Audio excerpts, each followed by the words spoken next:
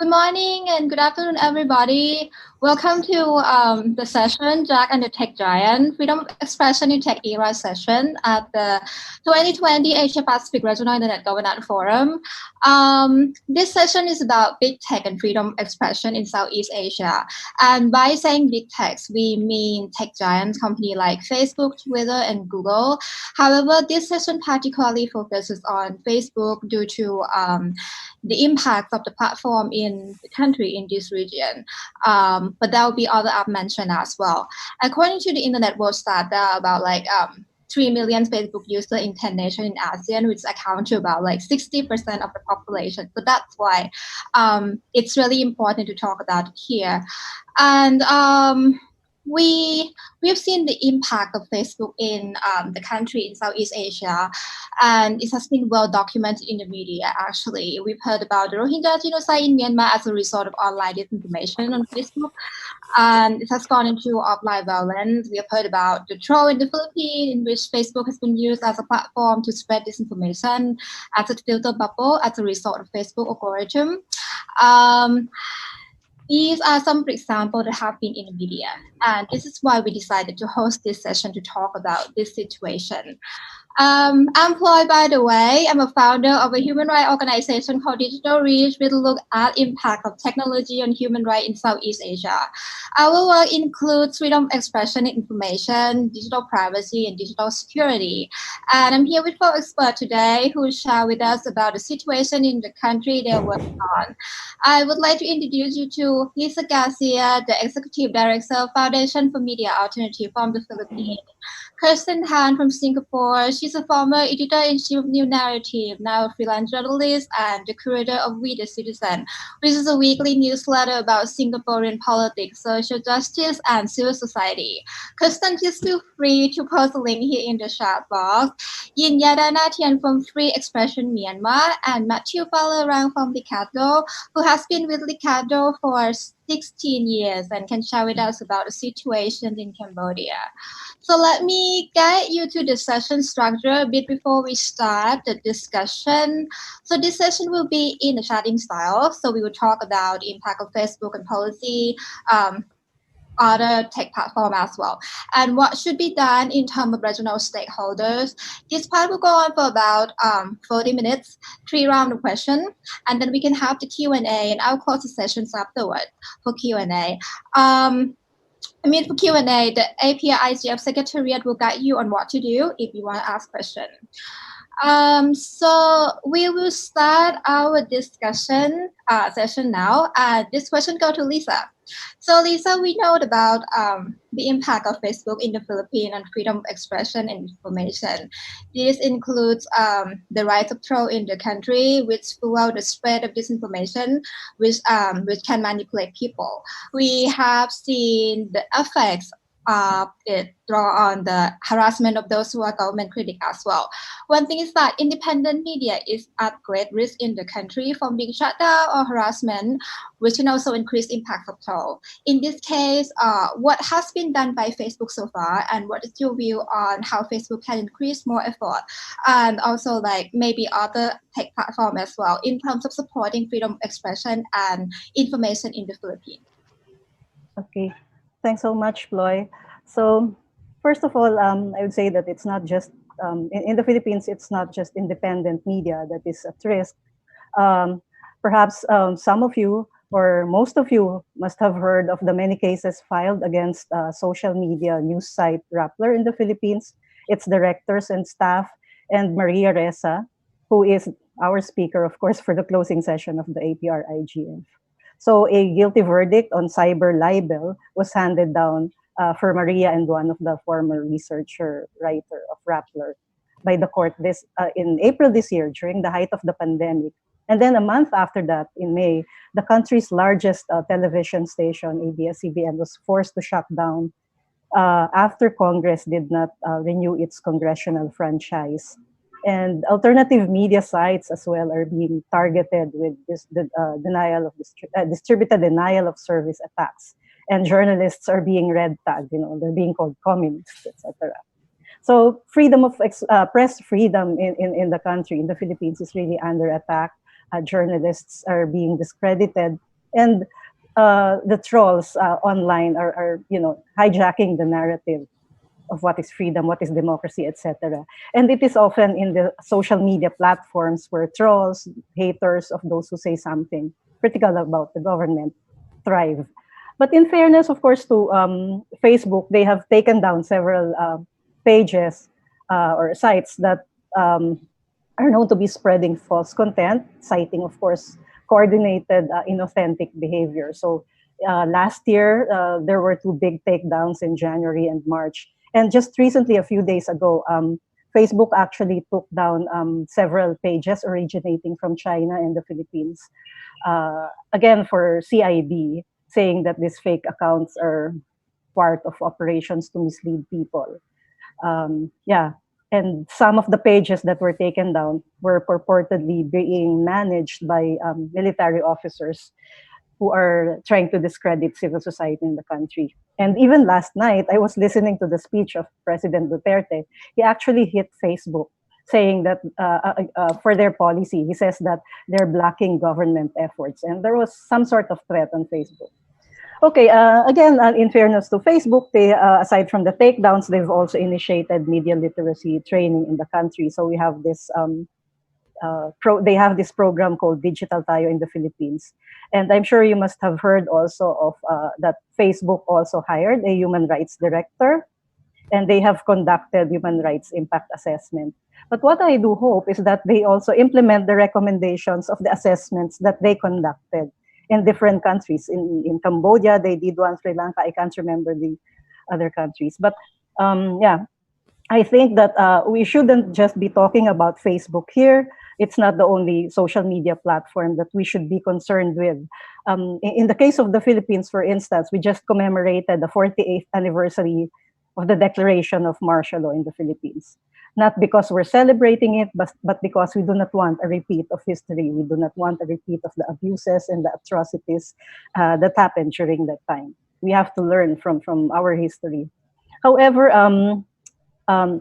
it is disconcerting to see how people are actually being influenced by what they read, what they see, and watch on different social media platforms. And again, not just on Facebook, where you see all this toxicity, no? That sometimes you just want to get out of it. There's also Google, and especially YouTube, if I may say that, because a lot of individuals and groups, especially in the Philippines, are trying to revise history, and they are making videos, posting videos that are misleading in content. And this, the harmful facts, this is harmful because the facts there are being altered. Now, what should companies do? Companies should recognize that this big tech company should recognize their power. They have this immense power because they're big, and they there's a lot of clout they have. They are able to influence people. So what I'm saying is that they should prioritize public interest and the rights of people over profit. People do complain. They should listen to the community. Not all that is viral, that is popular on these social media platforms is good. Thank you, Lisa. That's a great insight. Talking about disinformation, I would like to ask Kirsten this question. In Singapore, we know about the use of Protection from Online Falsehood and Manipulation Act. Here, I will refer to it as POFMA, and there have been occasions where Facebook allowed POFMA to have influences over the content available for audiences in Singapore. What is your view regarding Facebook's decision on the situation? So under the POFMA law, if Facebook gets an order from the government, it has to comply. Otherwise, it could be fined like up to $1 million. And so it basically comes down to, how much of a fight is Facebook willing to put up for free expression in Singapore. And so, in the run up to the passage of the law, Facebook had issued statements and been part of the Asia Internet Coalition, issuing strong statements against POFMA, saying that it would be very harmful to freedom of expression. But ultimately, after the law has passed, when the order comes from the government, Facebook does comply. They do issue like a statement saying that they are not happy about complying, but they do comply. And I think that's because, their headquarters their Asia office headquarters are in Singapore. They have a big presence here. Um, and they use this office as Singapore as their gateway to the rest of Southeast Asia, right? So there's a lot of business and high stakes on Facebook's presence in Singapore, and ultimately, taking on the Singapore government by refusing to comply with POFMA and essentially breaking Singapore law is not an act of civil disobedience that a big tech company is going to partake on behalf of Singaporeans, right? It's just not their fight. And so they have been complying with these POFMA orders that they've been receiving. Thank you, Kirsten. Next, let's look at the situation in Myanmar here. We're here with Yin. We know about the troll situation in Myanmar and the spread of online disinformation that have gone into offline violence, and the effect of it is particularly on the ethnic group like the Rohingya. We know that the election is going to happen soon in about 2 months' time. What do you think can be the effect of troll in this situation? Is there any area that you think that Facebook should pay extra attention on? Yeah, taking point. Yeah, like in other countries' elections, there might be negative implications caused by the disinformation or conspiracy theory about the Myanmar election on Facebook platform. But I will not here define those effects since the work of our organization does not focus on that area. But I would like to highlight the violation or the potential by Facebook's new policy for upcoming Myanmar election, such as like removing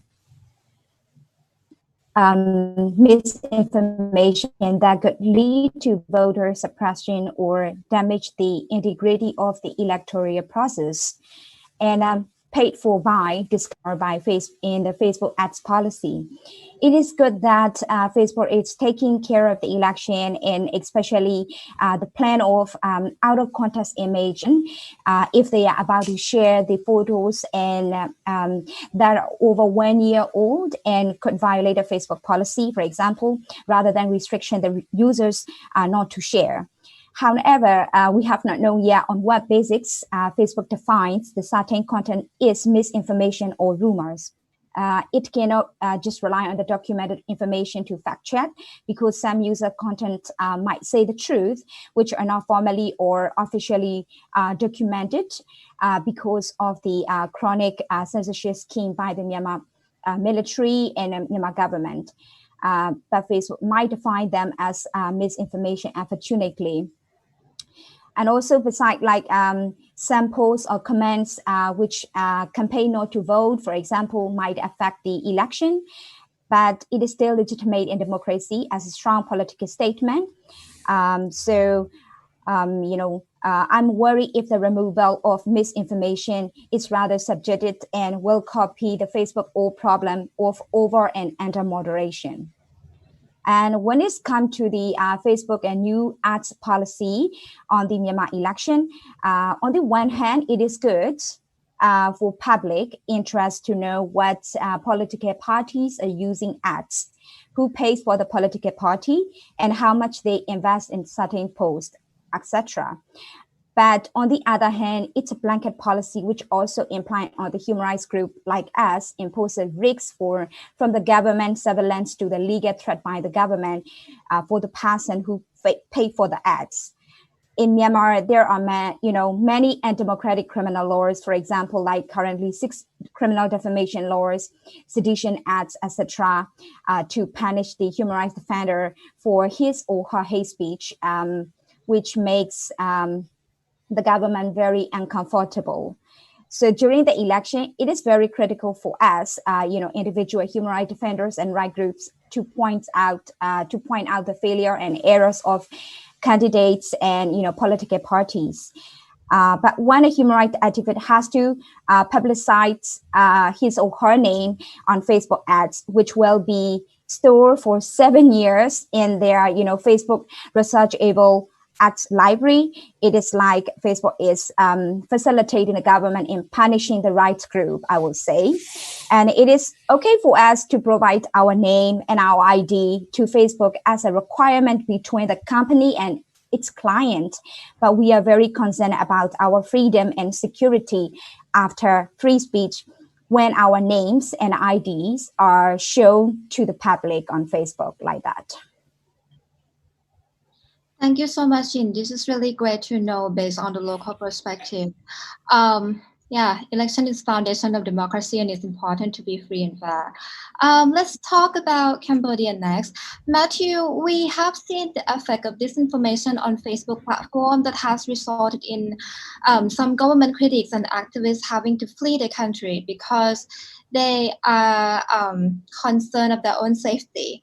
In terms of disinformation, can you share with us about what really happened and how should Facebook deal with this given the context of Cambodia? Yes. Thank you. So in Cambodia, there has been historically abuse of social media, mainly Facebook, in spreading fake content, mostly with the aim of insulting or soiling the reputation of critics. Most recently, however, there has been a trend where fake news is spread on fake social media accounts, and that content is then taken over by authorities to prosecute and go after individuals in the real world. So in recent years, we had the case of the opposition leader who was prosecuted in part on the basis of content package delivered on social media in obscure, unknown Facebook account, and then taken over by ruling party-aligned newspapers to say, aha, there's this big case against individual XYZ. Most recently, you might have read in the New York Times an expose of the latest critic who had to flee the country, Venerable Lhotsavat. He is a Buddhist monk. And earlier this year, a campaign was waged against him using fake content distributed on Facebook, where it was a series of videos where somebody was impersonating the monk and pretending that he was entertaining a love affair with a young Cambodian. The content was fake, yet within 48 hours, the local authorities seized of the content and said that they would investigate the monk, and ultimately within a week or two, the monk was defrocked by the Buddhist clergy in what was clearly, evidently fake content. Subsequently, human rights groups like LICADHO have investigated and came to the conclusion that it was fake. But yeah, it is a worrying trend to see this fake content, let's say, reaching into the real world. It's not only confined on social media, but then the fake content on social media is then used to go after people in the real world, either through courts or, in this case, among the Buddhist clergy. I will also say more recently, we had a case where activists, critics of the government were arrested, and as they were detained, their digital device were seized, and the Facebook page they were administrating was taken over by the authorities. And it's a worrying precedent that we had not seen before, in part because we are worried right now what they have done with access to the administration right was to remove content, but they could possibly also inject fake content and pretending that they are the administrator of the pages, when in fact they have merely seized the digital device and are pretending to be these people. So that's something to keep an eye on. Thank you, Mathieu. It's really interesting to learn from you here. We move into the next round of question. We look at Facebook policy here. Coming out of Silicon Valley, policy of Facebook apply universally, but often we have questions whether it really can't fit for all. So, to Lisa, the CEO of Facebook, Mark Zuckerberg, announced that Facebook supports freedom of expression, which led to the company deciding not to fact check any political speech. Well, it actually targeting the upcoming US election. I know that the Philippines has been described as patient zero in relation to disinformation in the 2016 Philippine election before. And it can really, this announcement can really be problematic if applying universally. If Facebook has to learn one thing from the Philippine election to make the election free and fair, what would that be? Okay, difficult question. Maybe that question should be for Facebook to respond to. What are they going to do actually, so that they can ensure that elections in the different countries would be free and fair, because a lot of people will be definitely using their platform. Or I don't know, or maybe the question should be, what if there is one thing that Filipino electorates have learned from the experience of using Facebook in the last two elections that we've had, then what would that be? So I was thinking, so anyway, again, I would like to reiterate, when we talk about big platforms, they hold so much economic and political clout. For a lot of people, for instance, these social media platforms are the source of news. That's whatever is posted in these platforms. They hold considerable influence on other people. If we talk about elections, on the voters. If you look at Filipinos on the average, no, according, if we go by the statistics, the figures that were given by Hootsuite, they are very much online. They spend 9 hours 45 minutes on an average daily on the internet, and maybe that's 3 hours 50, or almost 4 hours on social media. Now, if this is the amount of time that is being spent by people online, by Filipinos online, then we should really be concerned about the quality of the materials, the content that people are viewing online. So I think for countries that would be having their elections, well, as early as now, maybe what the platforms can do is actually to look at the posts, review the posts that are there, remove content that promote fake information, because this may influence in the end votes and election results. People are already starting to believe the claims, which are not even backed up by accurate data and research. Of course, the Philippines will be having its elections in May 2022. And as early as these days, actually, politicians are already gearing up. They're preparing. So they're everywhere, especially in social media. Some are even buying fan pages. So they already have this big fan base or constituency to start with. So that's a trend that's happening. And definitely when we talk about COVID-19, for instance, it is really online where we will see a lot of action, the strategy, political strategies, campaigning that will happen. So there will be big money here. There's a big chunk of a lot of money will be spent in social media, because that is where the campaigns will happen. So we will see here how social media will be more entrenched in the conduct of the elections. That's why we should actually watch out for more disinformation in the coming days, because for sure social media again will be used to discredit people and what they stand for. So maybe this is something to watch out for, because it's really big business for digital campaigners and influencers. But of course, if we talk about the electorates, then again, voters' education is necessary, in as much as we always say we need media and digital literacy. So for voters, get your facts right, get them from credible and reliable sources. We should fact check and be vigilant I suppose. Yeah. Thank you so much, Lisa. Let's see what will happen as a result of Facebook decision. Next, we know about that is quite challenging in country in Southeast Asia, our region, due to the repressive political environment. I want to ask Kirsten these questions.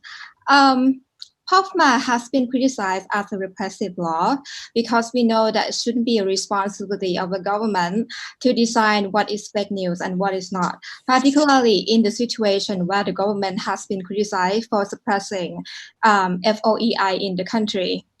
However, I know that Facebook has a policy to follow the law in the country. In this case, when that's a repressive law, what can be a recommendation for Facebook on this? I think it is difficult because, it does put Facebook in this very sort of kind of dicey situation if they were to say that, oh, we will not respect laws that we think are repressive, because then again, it's like, would we also be okay with a giant tech company saying we will choose what law in the countries we're in to observe and to abide by? So, like, for example, in the case of POFMA, we might say, yeah, Facebook should resist, but it's also very uncomfortable to say that a giant tech company should be able to pick and choose what laws it abides by in the countries that it operates. I think one of the big problems, and like adding on to what Lisa was saying before, is that as a tech giant, so not just Facebook, but also, Google and Twitter, they have huge amounts of power over, our political opinions, over the things that we know, over our interactions with the world. Yet, having such power, we do not get the same sort of transparency and accountability that comes along with it. Like, a lot of us just don't know how things work. Sometimes when Facebook says, oh, we are removing this page because it violates our community standards, it's not even clear to everybody what exactly it's violated, why, and like, how Facebook makes a decision of whether something should be delisted or something should be banned. And so that affects things, So I think while we understand that Facebook will have problems being forced to abide by laws that authoritarian governments pass, what we also need is to be able to better understand what Facebook is, how it operates, and why, and the reasons behind the decisions that it makes. So during the election, Singapore's election that happened in July, for example, Facebook actually removed pages, and it was interesting that for all the government talks about POFMA and the need to address fake news, when it came to Facebook looking at inauthentic user behavior and removing pages during the elections, the pages that they removed were pro-ruling party pages. And then they said, we remove them because of, it violates our practice and our community standards and there's inauthentic behavior. But it wasn't very clear exactly what they meant by that. So that created, ground for kind of conspiracy theories of, oh, Facebook is censoring, or oh, this is just cancel culture, and we're being cancelled, and so it's like, it would be helpful if people actually knew why Facebook does the things that it does, and the reasoning that it gives these days are very often not clear enough, and we don't really understand. And then again, when you extrapolate that to like multiple tech giants, right? And every tech giant has its own community standards, its own guidelines, and then it's really confusing. Like, something that would be considered hate speech on Facebook might not be considered hate speech on YouTube, but Twitter might not like it, and so it's kind of confusing for people. So I think, while I understand that it's difficult for them to try to avoid authoritarian laws in the countries that they operate, as long as they decide to continue operating there, like the easiest way would be to not operate there. But I think what's perhaps more important for Facebook that is a lower hanging fruit that it could do, is just be more transparent about what it does. Thank you so much, Kirsten. That's really insightful. Next, I want to ask Yin this question. This happened recently, and just wanted to ask this question so much. Facebook has rejected to disclose any information about communication and posts of Myanmar military and police in relation to Rohingya genocide as requested by the Gambia. As the company has been criticized for failing to cooperate to bring perpetrator to justice, how do you think this can be a lesson learned for other countries about the decision of Facebook on this matter? Yeah, a bit difficult question, but I would see that case in two folds. Firstly, like the UN Special Rapporteur on the right to privacy has stated, every interference of the right to privacy should take careful and critical assessment of its necessity, legitimacy, and a proportionality. Therefore, as a user and also a human rights defender, for me, it is good that Facebook doesn't easily release its user, draft and publish, in a private communication to a party, regardless of being, defendant or complainant of the ICJ at first. At least, we can see there we have sort of the right to privacy on Facebook. Since the right to privacy is interlinked to the right to freedom of expression, that rejection by Facebook on the request of Gambia at the first stage might be a positive situation for its users around the world. I think if the national law does not prohibit the disclosing the user private electronic communications, the decision of Facebook might be different. But I will be extremely worried about my right to privacy in that case. But in the second fold of my view, the already, public post and stated of the military officers and military affiliated accounts and pages should be released at the expense of our right to know and the victims' justice. On this matter, we have, our organization has long pointed out that Facebook that cannot, rush deletions of military accounts and pages from their platform might constitute a deletion of the evidence, actually. Since the UN, independent investigation mechanism has recently announced that Facebook handed over some evidence to them recently, it will not be a bit fair, to say the company failed, totally to cooperate for justice. But it is really important that we need to see whether Facebook has provided enough evidence, in order to further build the legal proceedings in both ICC and also ICJ through the UN independent investigation mechanisms. That my opinion on that case. Thank you. Thank you very much. This is really interesting. The next question is about probably one of the most controversial Facebook policy. And here we are talking about the real name policy here. And I would like to ask Mathieu on this, since Cambodia is where this policy has posed a great risk on digital security on government critics. So how does the real name policy of Facebook have effect on digital security of government critics in Cambodia? And what do you think can be a recommendation for Facebook on that? Yes, so indeed, it's a controversial policy in a country like Cambodia, where someone taking his right to free expression can lead himself or herself to imprisonment. The real identity policy becomes something that can create some harm. We have seen entirely peaceful and legitimate expression online go prosecuted on spurious, bogus criminal charges. And we have an increasing number of online social media users that are being prosecuted and sent to prison for their peaceful expression on the platform.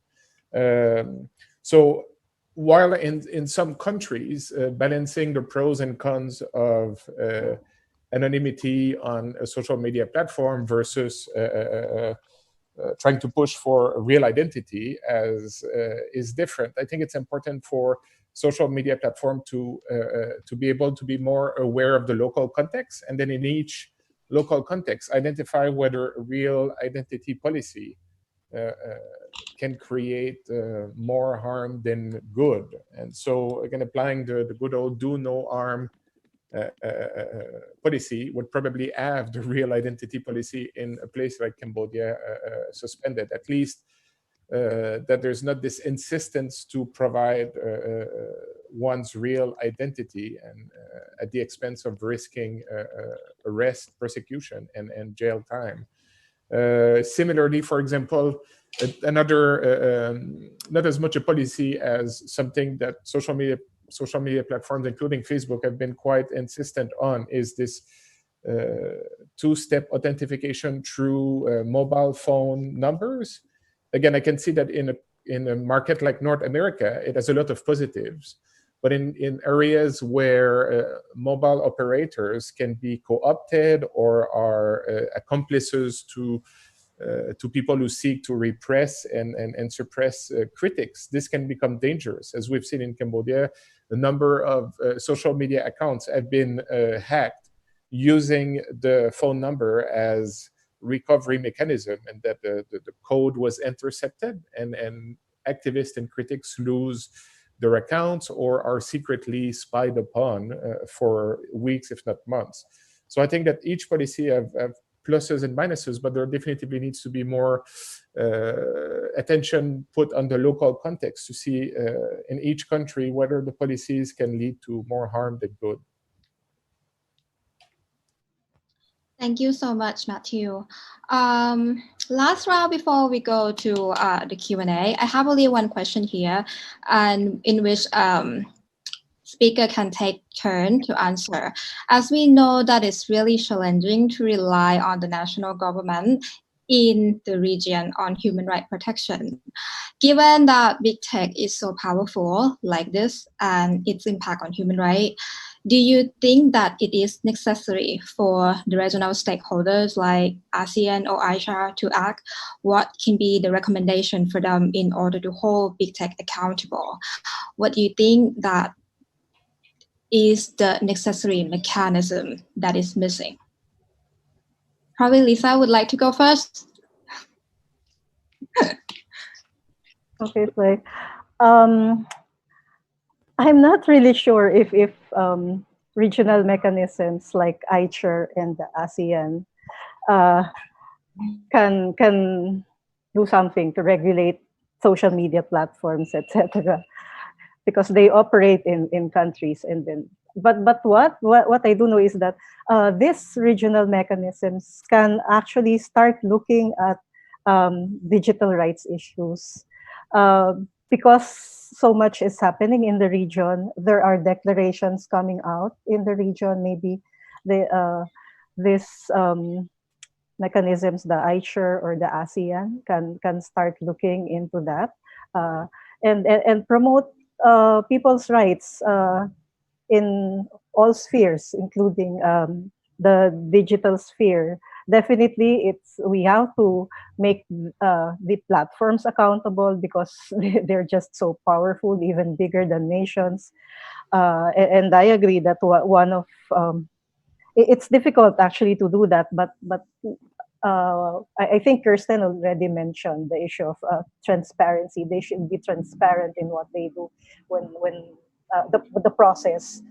It has to be clear how they deal with complaints, etc. So that's one.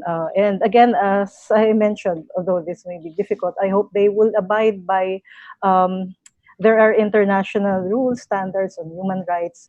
Hopefully, they will abide by all this. There is the UN guiding principles on business and human rights, and I know that Facebook, for instance, and Google are members of, for instance, of the Global Network Initiative. They're supposed to be for freedom of expression. Then they should know what to do. Kirsten, please. Yeah, I think Lisa is right. Like there are existing international standards and international regulations and laws that cover, freedom of expression and hate speech, for instance. There are international precedents as to what's considered hate speech and things like that tech companies could use to perhaps standardize their community guidelines a bit more, so it's more easy for lay people to understand.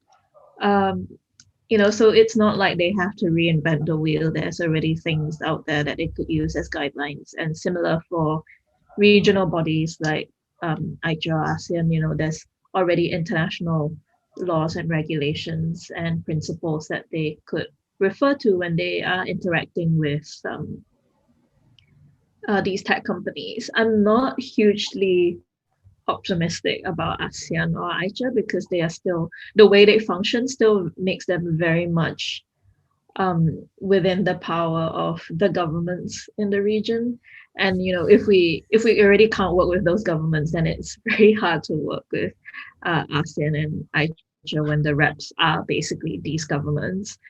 But definitely there needs to be recognition that digital rights form part of the human rights discussion, that it's not just about technology and business and innovation, that there are actually serious concerns that affect human rights in very direct ways. So for example, in Singapore, they're now talking about rolling out facial recognition as a way to access government services online.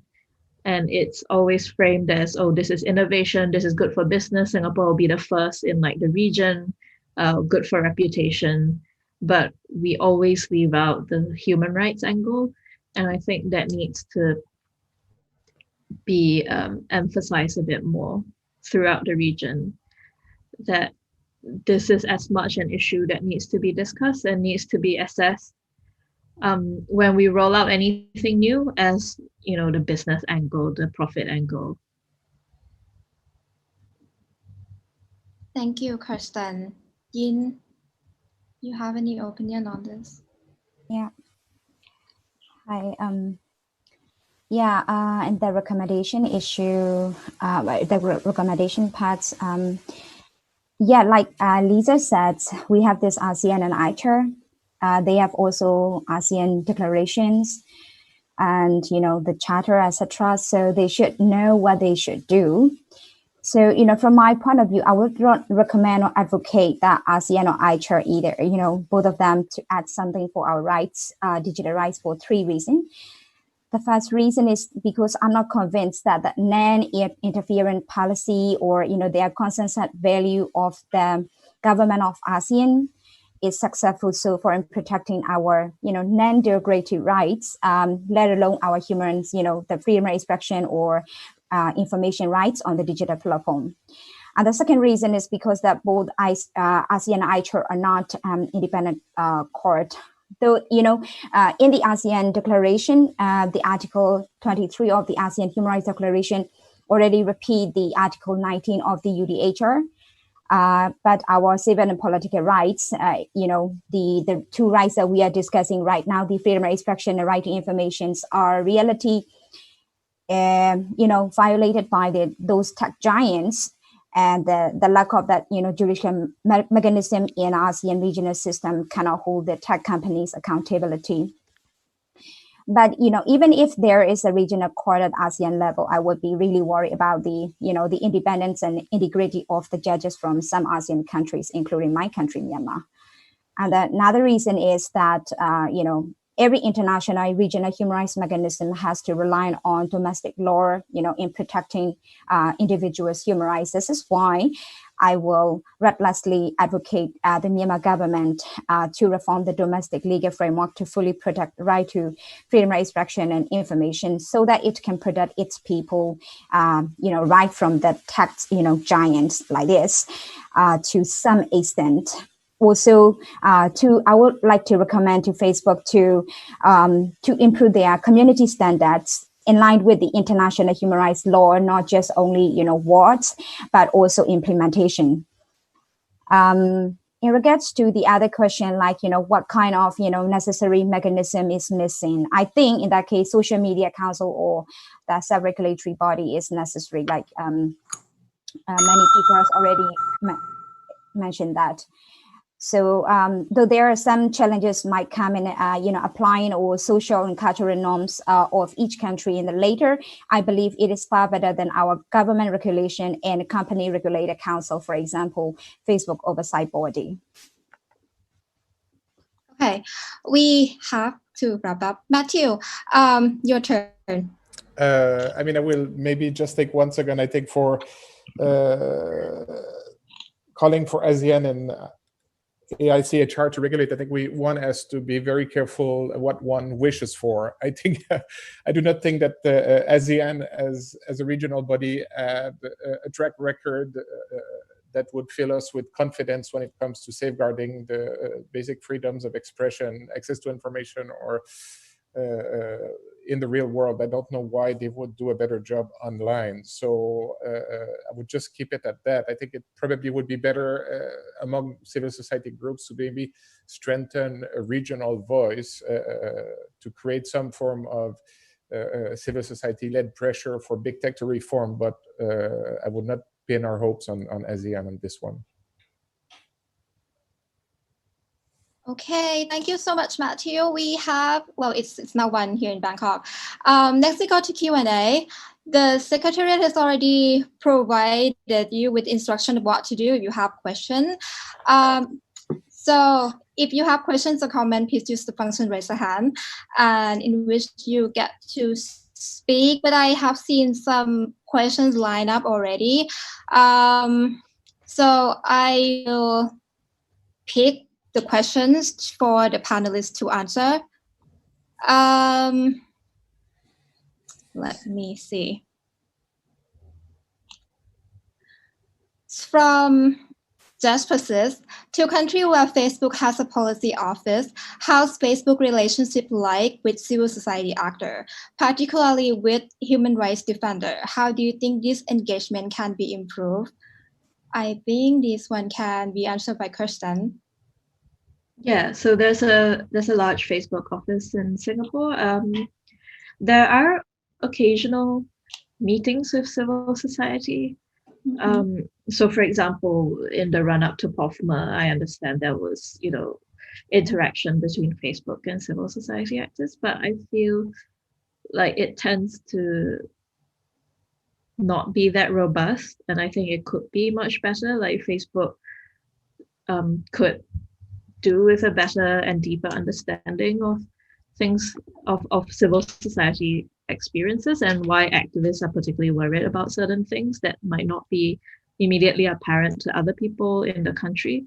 And it does feel like a tech giant company like Facebook probably interfaces more with the government than with civil society, because just all the between business and regulation and all sorts of different sorts of consultations and engagements, it seems like there's a lot more focus on talking to establishment than civil society, and I feel like that should change. There's a lot of local context that you would never ever get from talking to government, that you would get from talking to civil society, and this isn't just Singapore, right? This applies to all countries, that there are things that activists can tell you about what they experience that the government would never tell you, or probably never admit to anyway, even if you ask them about it. So I think, yeah, there should be more transparency about, what it is that they are trying to understand, or, and I know that some of these meetings that they have with government are classified, but if there could be a little bit of more information exchange about, what it is that they are hearing or what it is that they are concerned about, to give civil society some sort of frame of reference as well, that would be really useful. Thank you, Kirsten. I see that Gaia has her hands up, so we'll give her time to ask question to the panelists. Gaia. Thank you, Ploy, and thank you. This has been a really interesting session. But I kind of wanted to maybe change the way we're looking at Facebook, and it relates a little bit to what Ian mentioned.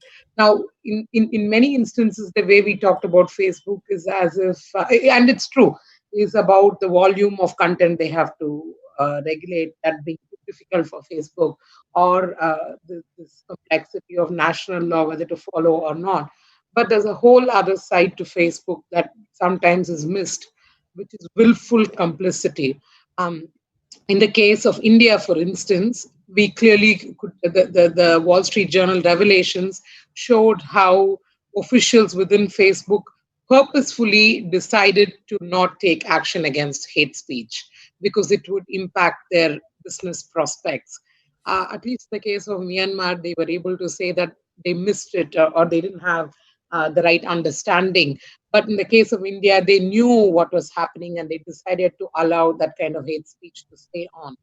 So I think, and the reason they do that is because it is monetarily, politically advantageous for Facebook to monetize hate, to allow political expression that is hate speech to stay on, to curry political favors. So, given that many legal experts in India think that this is actually criminal negligence, so given that Facebook also has that side to them where they, like any other business, they commit these crimes. So then, should the discussion now change to a much more serious, much more hard position that civil society should be taking? Because a lot of groups are talking about consumer protection laws now applying to Facebook, right? If I bought a product and it harms me, then I have some sort of some legal remedy to that. Should civil society now be thinking about a harder position than against platforms?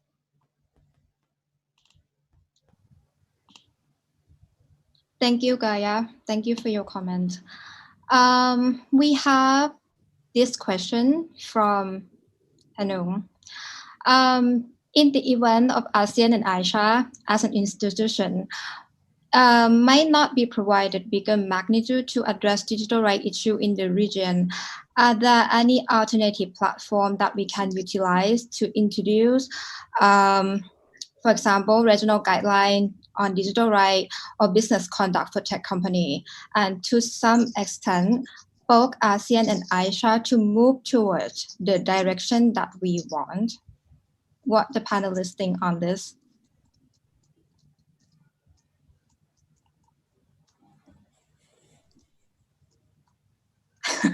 No one. If I may, I will answer that. I mean, in my opinion, personal opinion, and as a human rights defender in Myanmar, I will not duplicate ASEAN guidelines or something like that, because they already have the UN level international business guidelines. We need to, or the tech company, not only Facebook, but also other tech companies should also, abide by the guidelines. So, it's going to be like, we don't need to duplicate, or we don't need to interpret the, technical or the, international, terms and international law terms and international, human rights norm already exists in those kind of guidelines and principles. That's my personal point of view. Mm-hmm. Thank you, Yin. Anyone else?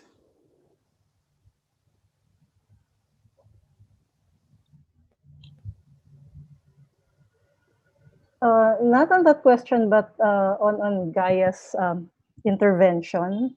Actually, I agree with Gaia that in some countries there's actually complicity of Facebook with government, so they work together, and it's at the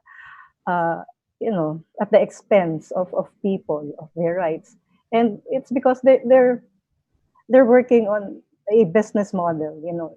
After all, these big tech platforms, they're businesses, and it's profit first before the people, before public interests. And yeah, definitely. And I think some groups have already, some civil society organizations have already started taking positions on some of these platforms. I've heard some people actually wanting to sue platforms like Facebook. In the Philippines, for instance, you had during the Cambridge Analytica scandal, more than 1.7 million Filipinos, I think, were affected. Their data was used, and then those are things that there are actions that can be taken. Of course, we can also, but if you want, we can also be nice to them and talk to them, engage them, and say that these are the things that we want. What are you going to do with this? How can you help us? How can you be a true, true to what you say that you want, that you want to freedom of expression for all. Yeah, I think taking both the questions together, like, it's something that I also get stuck at, because it seems like, so for example, if Facebook is found to be complicit or actually actively facilitating harm for business or political gain, then on what basis and what avenues are there for ordinary users to hold them to account? And it seems like it would be very unlikely that that would be possible in the country where they found to be doing it, because, particularly if we are concerned about things like the independence of investigations and judiciary and things like that, it might be difficult to, for example, try to sue them or file a police report against them in that country. And so it strikes me that perhaps, is there a way for more international solidarity to happen, and in a way that is beyond just like signing statements together, right? Because I don't think Facebook really cares about statements unless they become really huge PR scandals for them. So like, is there a way that there can be more organizing to, if we have like some sort of, if we sue Facebook, if it wasn't just Filipinos suing Facebook, but also Filipinos plus Singaporeans plus Americans plus people in Myanmar and people in Cambodia, would that create a bigger kind of way to basically hit the bottom line that makes them listen? But I don't really know how that would happen. I think it's all good ideas. I think like I think many of us have seen Facebook trying to approach us and enter in dialogues. I think we have to maintain the dialogue with them, but as well as keeping up the pressure so that they're opening up the moment. It does not merely amount to like a PR stunt. I think there is an opportunity for them to be better. There is an opportunity for them to be better by enhancing their relationship with civil society. But that will not happen if they're not pressured to do so. So yes, I think collective, regional and international action to keep them accountable is important. In a small country like Cambodia, I think that we are in a way privileged because there is no big financial bottom line when it comes to a small country like Cambodia. So I think it's easier to get them to behave principally. It must be a lot more difficult for countries like the Philippines. But I would say if we both continue to engage while at the same time creating some form of accountability pressure, hopefully that can lead us to a better place.